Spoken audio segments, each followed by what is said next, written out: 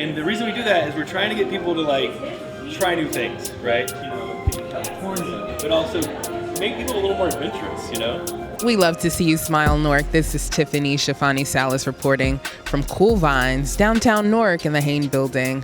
I'm here with Tinashe Nyamudoka.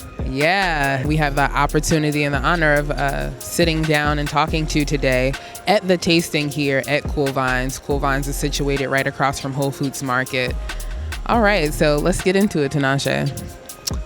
I want to know just a brief background of your humble beginnings. I understand you are in an industry that is, not very familiar with people of color being in the industry and really dominating. I love the wines. I've tried all of the wines. So tell me about that. Yeah, I have to say thank you for having me as well. And yeah, cheers, it's great to be in the city. Beautiful. I feel like I'm amongst my people, But yeah, I grew up in Zimbabwe. So I was born and bred in Zimbabwe and left Harare 2008 when the Zim economy really tanked. It's now even worse. So I moved to South Africa, Cape Town, just looking for prospects as an immigrant. And I ended up finding a job working in a restaurant. And I was literally polishing glasses and cutlery in the back. And with time and confidence, I started to go on the restaurant floor, bussing tables, clearing tables. Whenever you've got nothing to lose and you're given a job, you do it diligently, always on time, and really show a keen interest. So that's what happened to me. And one of the managers noticed that and said, you know what, I really think you do good in wine. If you can concentrate, I'm more than willing to help you and, support you financially in going to school, wine school. And that was pretty much the beginning. I'd never tasted wine before. I'd never worked in a restaurant before. So everything was learning from the get-go. And the more I started to learn about it, the more enjoyable it became. I used to visit vineyards in South Africa, which was quite difficult because, everywhere it was very weird. It was still white-dominated, the industry in South Africa. So as a black guy, you really felt out of place. But again, if you learn more and you understand the product, you kind of fit in. Which then became a challenge as I furthered on into wine. When now I understood wine, some things didn't really resonate with me. But yeah, that's pretty much how I got into this industry and how I then became a sommelier working in Cape Town, top hotels and top restaurants. So I worked for the Test Kitchen restaurant in Cape Town, which was one of the best of the world. And that was another, turning point because I'm introduced into food. Not just into food, but I worked with a chef who was really technically good and creative. And now he's incorporating flavors and textures. So it really shaped my perception of food and what is food to people.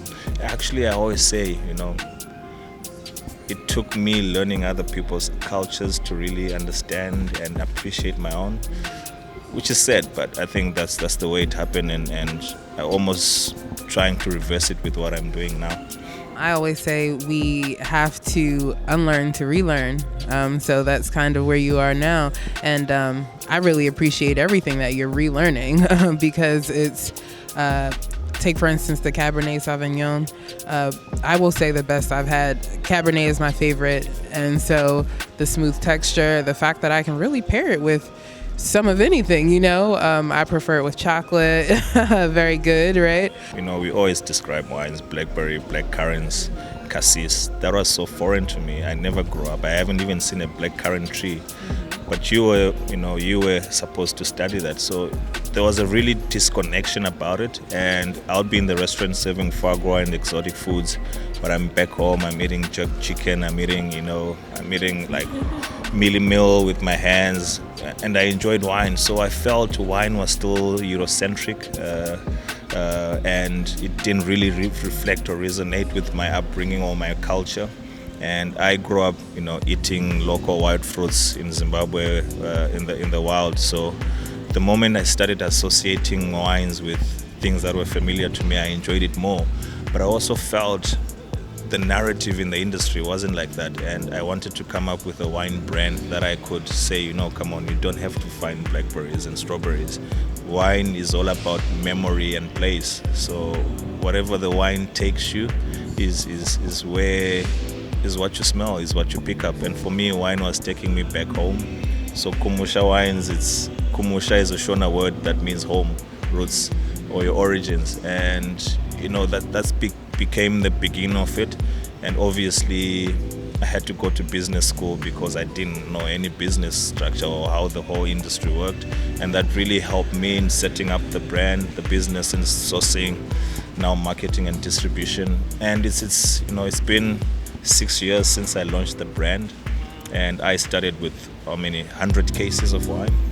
Now to date, over this past year, I'm probably above 20,000 cases of wine, and this is straightly from being bootstrapped, no investors, no external money, just working on relationships and doing it well. And like now I'm selling in America, and for me it's, sometimes I tend not to pat myself at the back, but look at this, you've got this young African boy all the way from Zimbabwe, didn't know anything about wine, establishes a business that you can sell global.